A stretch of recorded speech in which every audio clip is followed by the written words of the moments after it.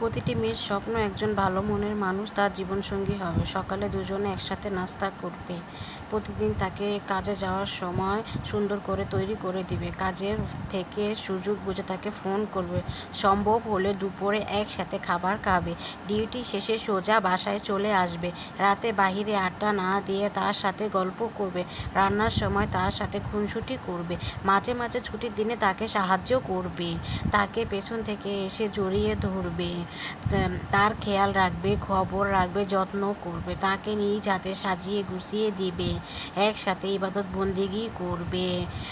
রাগ করবে কিন্তু সেটা বেশিক্ষণ রাখবে না, ছুটির দিনে তাকে নিয়ে ঘুরতে যাবে, মা ডাক শোনার জন্য, সুসংবাদ পাওয়ার জন্য অপেক্ষা করবে।